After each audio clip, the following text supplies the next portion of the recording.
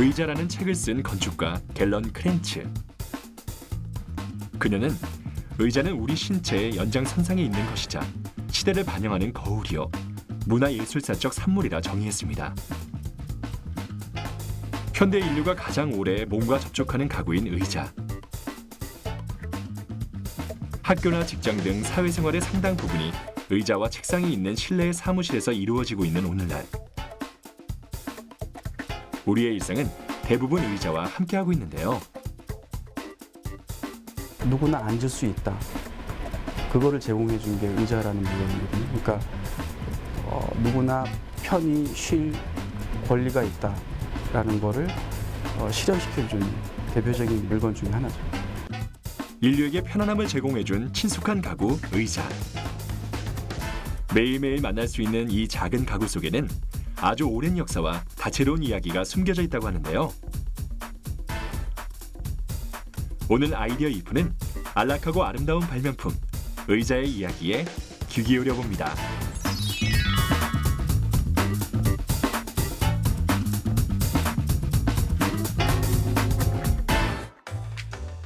과거 오랜 기간 동안 존엄과 위엄의 상징이자 권력의 표상이었던 의자. 사실 의자는 기능적인 물건으로 태어난 게 아니에요. 그러니까 의자는 과거로부터 항상 권위, 그러니까 권력과 관련된 그런 상징성을 부여하는 의자였죠. 그러니까 뭐 체어맨이라는 말이 그래서 나온 거지. 의장, 그다음 뭐 스론이라는 권자라는 그것도 역시 의자에서 나온 건데. 이와 같은 생각은 오늘날까지 이어져 정치 및 산업계에서 회장을 체어맨이라 부르고 있죠. 네덜란드 출신의 화가 빈센트 반 고흐의 작품 속에도 의자가 등장하는데요. 자신의 의자와 고갱의 의자를 그린 이 작품들은 동료 작가 고갱에게서 느낀 우정과 경쟁의식 등 복잡한 감정이 잘 표현된 것으로 평가받고 있습니다. 이렇듯 예술가들에게도 매력적인 소품 중 하나였던 의자가 처음 만들어진 시기는 언제일까요? 의자의 기원은 고대 이집트의 왕좌에서 찾아볼 수 있는데요. 고대 이집트에서 의자는 왕족과 귀족의 권위를 나타내는 것이었고, 서민은 의자 없이 바닥에 앉아서 생활했다고 합니다. 이집트의 왕좌 중 가장 대표적인 것으로 손꼽히는 의자의 주인은 왕가의 계곡에 있는 왕묘가 발굴되며 유명해진 투탕카멘 왕인데요. 어린 나이에 숨진 이집트의 소년왕이 사용한 이 의자는 동물의 다리 모양으로 의장을 택하였고, 좌석의 높이가 높으며 은, 보석, 그리고 상아 등을 사용해 장식한 호화로운 형태로 이는 이후 모든 왕자의 원형이 되었다고 합니다. 그리스 시대에 이르면서 의자는 권위보다 편리한 생활을 위한 기능적인 면을 중시하게 되었는데요. 표면의 장식이 억제되고 인체 공학적인 면에 부합하는 기능적인 형태의 의자가 생산되기 시작했다고 합니다. 둥글스름한 곡선으로 된 다리와 편안한 등받이를 가진 클리스모스는 그리스 의자 중 가장 특징적인 것으로 손꼽히는데요. 이후 제정기 로마 시대에는 쾌적한 느낌과 권위를 상징하는 호화로운 장식을 모두 갖춘 의자들이 만들어졌습니다.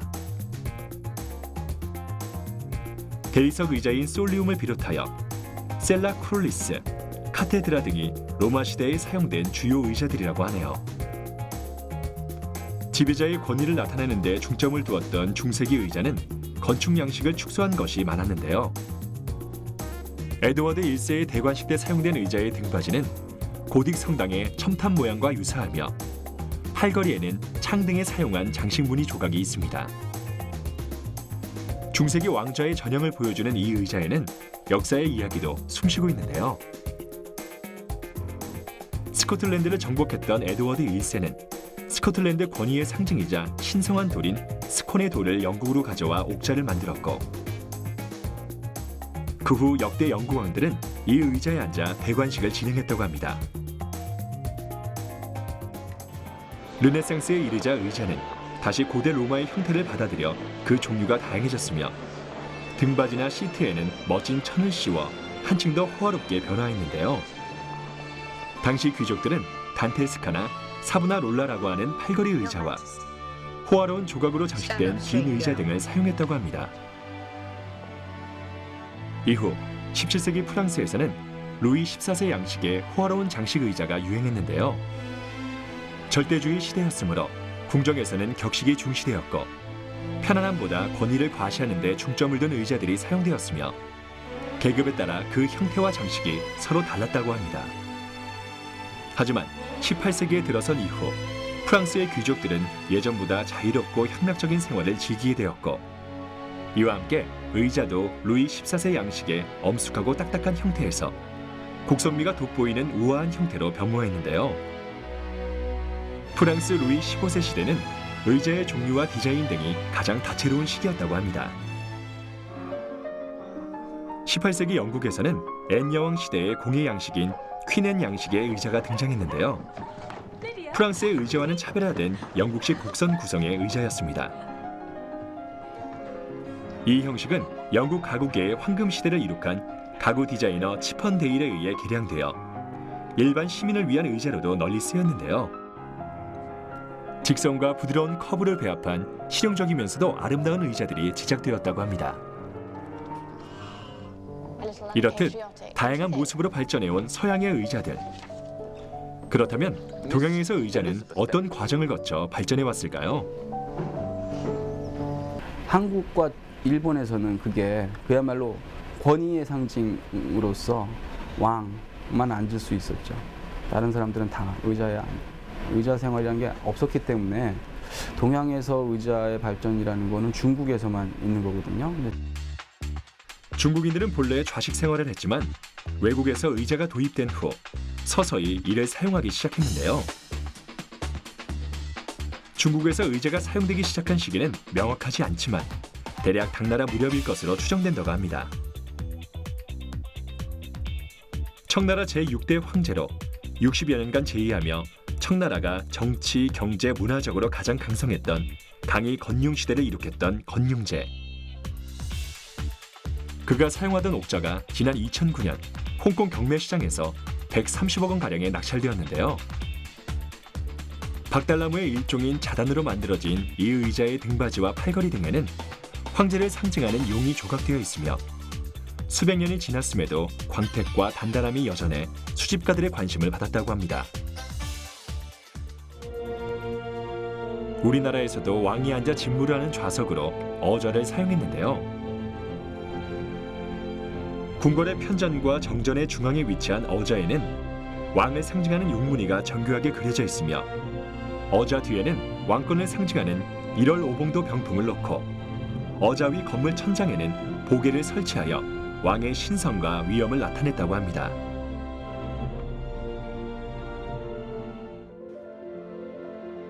조선 왕조의 정궁인 경복궁의 명소 경회루. 지난 2010년 광복절을 맞아 시민들에게 개방되기도 했는데요.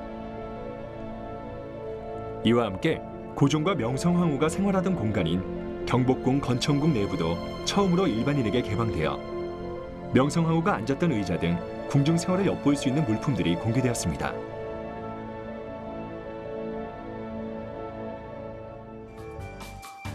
독일 튀링겐주 바이마르에 있던 조형학교인 바우하우스. 공예와 예술, 그리고 기술의 통합을 시도한 이 학교는 특색 있고 실제적인 교육 과정으로 유명했는데요. 제1차 세계대전 후 이곳 바우하우스를 중심으로 디자인 운동이 일어나 과거의 수공예적인 장식 과잉 양식을 배제하고 기능성에 중점을 둔 모던 스타일의 의자가 만들어지기 시작했다고 합니다.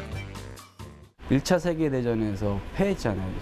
독일이 패하면서 뭐 막대한 전쟁 배상금을 물고 그다음에 막 집 없는 사람들이 많이 나오고 굉장히 가난한 상태였으니까 그래서 굉장히 사회주의적인 어떤 분위기가 있었어요. 그러니까 더 많은 사람들한테 주택을 공급해야 되고 그다음에 물건들을 만들어서 싸게 만들어서 대량 생산해서 나눠줘야 되고 하는 그런 절박함 때문에 독일에서 가장 먼저 그런 아주 혁신적이고 진보적이고 굉장히 급진적인 그 디자인 운동이 일어난 거죠. 이후 1920년대에 마르셀 브루이어는 강철로 만든 파이프인 강관을 사용해서 캔틸리버드 체어를 제작했고 1930년대에는 알바 알토가 성형 합판 의자를 고안했습니다.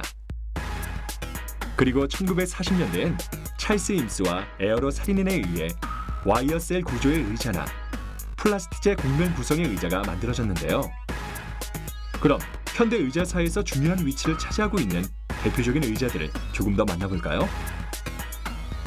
모더니즘 건축의 아버지로 불리는 미스 반데어 로에의 바르셀로나 의자는 군더더기 없는 명쾌한 디자인의 전형을 보여주고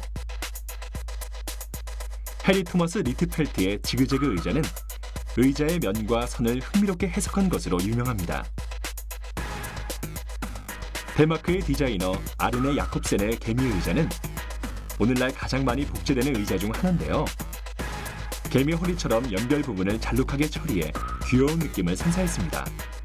가장 대표적인 디자이너들은 호주의 마크 뉴슨, 그다음에 미국의 카림 나시드, 그다음에 영국의 제스퍼 모리슨, 그다음에 프랑스의 부울레 형제나 필립 스탁, 그다음에 이스라엘 출신인데 영국에서 활동하는 론 아라드, 이런 사람들이 대표적인 슈퍼 디자이너라고 얘기를 하고, 개인적으로 뛰어난 디자이너라고 생각하는 사람은 제스퍼 모리슨이에요. 영국의 과잉되지 않은 디자인, 그리고 실용적이면서도 합리적인 디자인. 그래서 어떻게 보면 되게 평범해 보이지만은 우리 일상생활에서는 굉장히 고마운 존재 같은 그런 가구를 만드는 디자이너가 바로 제스퍼 모리슨이거든요. 그렇다면 오늘날 의자들은 어떤 점에 중점을 두고 디자인되며 어떤 과정을 거쳐 만들어지는 걸까요? 이에 대한 자세한 이야기를 듣기 위해 서울의 한 의자 제조업체를 찾아가 보았습니다. 이런 방식으로 더블 레이어 스펀지를 좀 적용을 해서 안락감을 좀 더 개선하는 게 어떨지. 개발팀과 디자인팀의 합동회의가 한창인 이곳. 편안하고 아름다운 의자를 제작하기 위해 의자의 소재와 디자인 등에 대한 다양한 대화를 나누고 있는데요.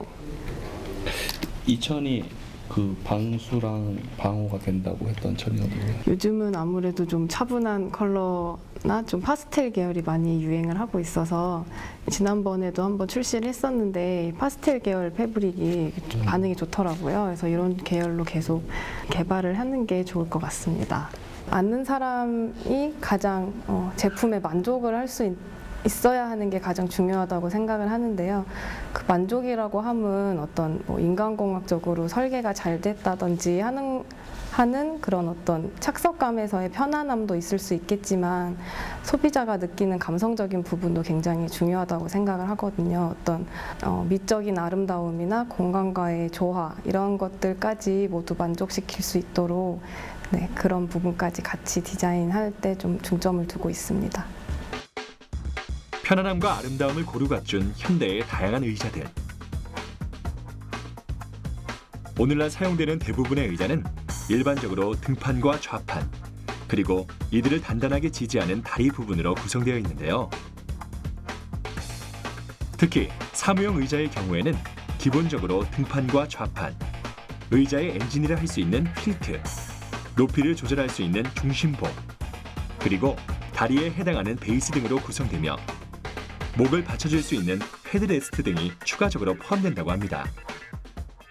의자의 편안함을 결정짓는 요소는 크게 세 가지로 나눌 수 있습니다. 가장 큰 요소인 자신의 신체에 딱 맞는가입니다. 사람이 자신의 사이즈에 맞지 않는 옷을 입었을 때 불편함을 느끼듯이 의자도 자신의 사이즈에 맞지 않는 의자에 앉게 되면 불편함을 느낍니다. 둘째, 감성적으로 편안한가입니다. 만졌을 때 촉감, 스폰지의 안락감 등이 여기에 속합니다. 셋째, 조작하기 편안한가입니다. 조작 레버의 위치 그리고 조작감 등이 여기에 속한다고 볼 수 있습니다. 그럼 사용자에게 편안함과 안락함을 선사하는 의자를 만드는 과정 중 가장 핵심적인 공정 몇 가지를 함께 살펴볼까요? 지금 이곳에선 의자의 엔진이라 할 수 있는 틸트가 제작되고 있는데요. 틸트의 겉부분과 틸트에 들어가는 스프링 등 여러 부품들이 만들어지고 있습니다.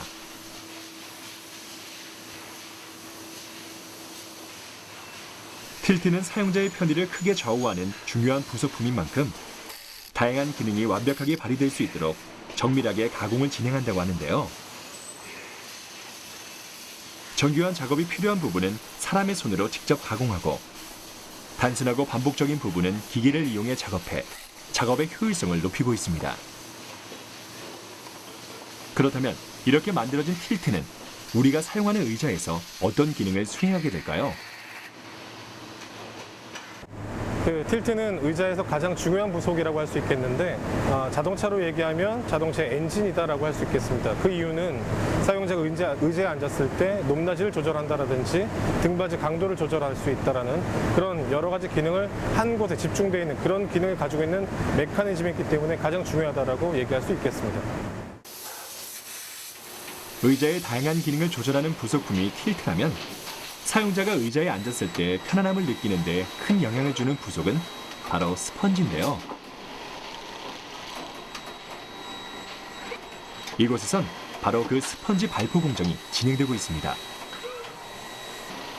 스펀지를 발포할 때에는 틀 속에 그 원료인 폴리오일과 발포제, 그리고 피마자 오일 등을 넣는데요. 원료와 함께 혼합되어 있는 피마자 오일은 스펀지에 항균 효과를 부여한다고 합니다. 이후 일정 시간이 지나면 이렇게 부풀어 오른 스펀지가 모습을 드러내는데요. 스펀지 공정을 간단히 좀 설명을 해드리면 이 보시다시피 이 스펀지는 일반적으로 저희가 이제 그 빵을 만드는 공정과 거의 유사하다고 이해를 하시면 굉장히 좀 쉬울 것 같습니다. 이 속에도 우리 일반적인 그 폴리올이라는 원료하고 그리고 MDI라는 이제 발포제가 좀 들어가게 되는데 그렇게 해서 6분 동안 한 사이클을 그리게 되면 그다음에 이 스펀지가 비로소 완성이 될 수 있는 것입니다. 의자의 등판과 좌판에 사용될 스펀지들. 이제 이 스펀지를 의자의 골격 부분과 접착시킬 차례입니다. 이때는 유기 화합물을 배출하지 않는 친환경 수성 접착제를 사용한다고 하는데요. 지금 사용하는 수성 접착제는 상온에서 접착성이 발현되지 않기 때문에 보일링 시스템을 이용해 약 70도까지 가열한 후 접착시킨다고 합니다.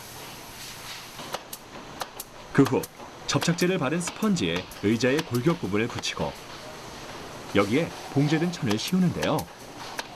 기계를 이용해 정확하고 단단하게 고정시켜줍니다. 끝으로 각 생산 라인으로부터 전달된 부품들을 완제품으로 조립하는 과정을 거치면 마침내 의자가 완성되는데요. 이렇게 만들어진 의자를 편안하게 사용하기 위해서는 올바르게 앉는 것이 무엇보다 중요하다고 합니다. 의자에 앉아서 시범을 보여드리도록 하겠습니다.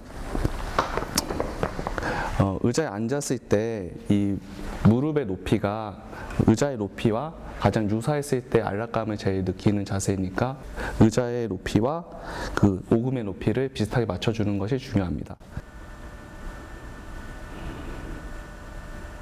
그리고 허리 건강을 걱정하시는 분들을 위해서 추천을 드리면 다음과 같이 요추 지지대가 있는 의자를 선택하시면 척추의 S자 형상을 유지하는 데 도움을 주어서 허리 건강에 도움을 줄 수 있습니다.